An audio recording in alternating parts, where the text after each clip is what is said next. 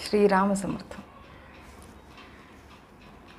7वां सर्ग, राजमंत्रियों के गुण और नीति का वर्णन। इक्ष्वाकु वंशी वीर महामना महाराज दशरथ के मंत्री जनोचित गुणों से संपन्न 8 मंत्री थे, जो मंत्र के तत्व को जानने वाले और बाहरी चेष्टा देखकर ही मन के भाव को समझ लेने वाले थे। इसलिए उनका यश बहुत फैला हुआ था। वे सभी शुद्ध आचार विचार से युक्त थे और राजकीय कार्यों में निरंतर संलग्न रहते थे। उनके नाम इस प्रकार है: धृष्टि, जयंत, विजय, सुराष्ट्र, राष्ट्रवर्धन, अकोप, धर्मपाल और 8वें सुमंत्र, जो अर्थशास्त्र के ज्ञाता थे।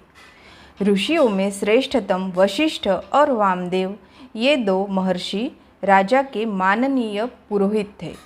इनके सिवा सुयज्ञ, जाबाली, काश्यप, गौतम, दीर्घायु मार्कंडेय और विप्रवर कात्यायन भी महाराज के मंत्री थे। इन ब्रह्मर्षियों के साथ राजा के पूर्व परंपरागत पुरोहित भी सदा मंत्री का कार्य करते थे। वे सब के सब विद्वान होने के कारण विनयशील, सलज्ज, कार्यकुशल, जितेंद्रिय, श्री संपन्न, महात्मा, शस्त्र विद्या के ज्ञाता, सुदृढ़, पराक्रमी, यशस्वी, समस्त राज्य कार्यों में सावधान, राजा की आज्ञा के अनुसार कार्य करने वाले, तेजस्वी, क्षमाशील, कीर्तिमान तथा मुस्कुराकर बात करने वाले थे। वे कभी काम, क्रोध या स्वार्थ के वशीभूत होकर झूठ नहीं बोलते थे। अपने या शत्रु पक्ष के राजाओं की कोई भी बात उनसे छिपी नहीं रहती थी। दूसरे राजा क्या करते हैं, क्या कर चुके हैं और क्या करना चाहते हैं, ये सभी बातें गुप्तचरों द्वारा उन्हें मालूम रहती थी। वे सभी व्यवहार कुशल थे। उनके सौदार्य की अनेक अवसरों पर परीक्षा ली जा चुकी थी। वे मौका पड़ने पर अपने पुत्र को भी उचित दंड देने में भी हिचकते नहीं थे। कोष के संचय तथा चतुरंगिणी सेना के संग्रह में सदा लगे रहते थे। शत्रु ने भी यदि अपराध न किया हो तो वे उसकी हिंसा नहीं करते थे। उन सब में सदा शौर्य एवं उत्साह भरा रहता था। वे राजनीति के अनुसार कार्य करते तथा अपने राज्य के भीतर रहने वाले सत्पुरुषों की रक्षा करते थे। ब्राह्मण और क्षत्रियों को कष्ट न पहुंचाकर न्यायोचित धन से राज्य का खजाना भरते थे। वे अपराधी पुरुष के बलाबल को देखकर उसके प्रति तीक्ष्ण अथवा मृदु दंड का प्रयोग करते थे। उन सबके भाव शुद्ध और विचार एक थे। उनकी जानकारी में अयोध्यापुरी अथवा कौशल राज्य के भीतर कहीं एक भी मनुष्य ऐसा नहीं था जो मिथ्यावादी, दुष्ट और स्त्रीलंपट हो। संपूर्ण राष्ट्र और नगर में पूर्ण शांति छाई रहती थी। उन मंत्रियों के वस्त्र और वेश स्वच्छ एवं सुंदर होते थे। वे उत्तम व्रत का पालन करने वाले तथा राजा के हितैषी थे।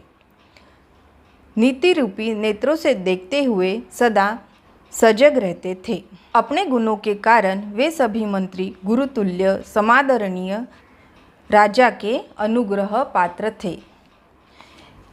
अपने पराक्रमों के कारण उनकी सर्वत्र ख्याति थी। विदेशों में भी सब लोग उन्हें जानते थे। वे सभी बातों में बुद्धि द्वारा भली भांति विचार करके किसी निर्णय पर पहुँचते थे। समस्त देशों और कालों में वे गुणवान ही सिद्ध होते थे, गुणहीन नहीं। संधि और विग्रह के उपयोग और अवसर का उन्हें अच्छी तरह ज्ञान था। वे स्वभाव से ही संपत्तिशाली थे।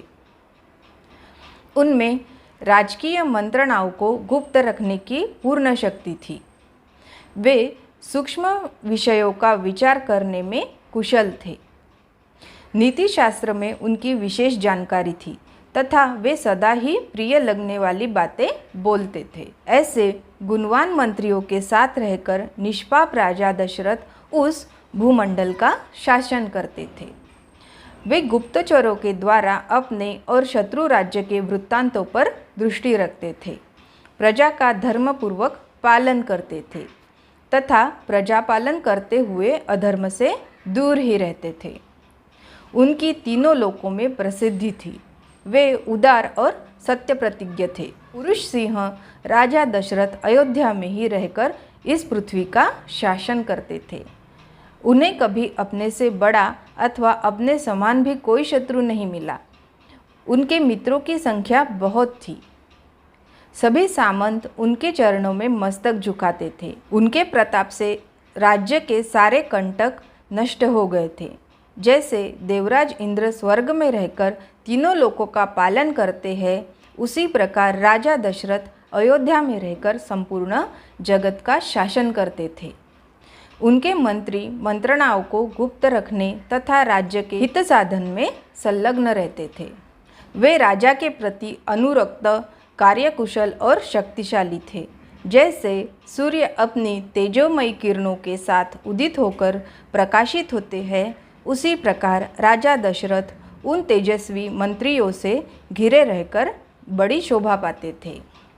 इस प्रकार श्री वाल्मीकि निर्मित आर्ष रामायण आदि काव्य के बालकांड में 7वां सर्ग पूरा हुआ। श्री राम समर्थ।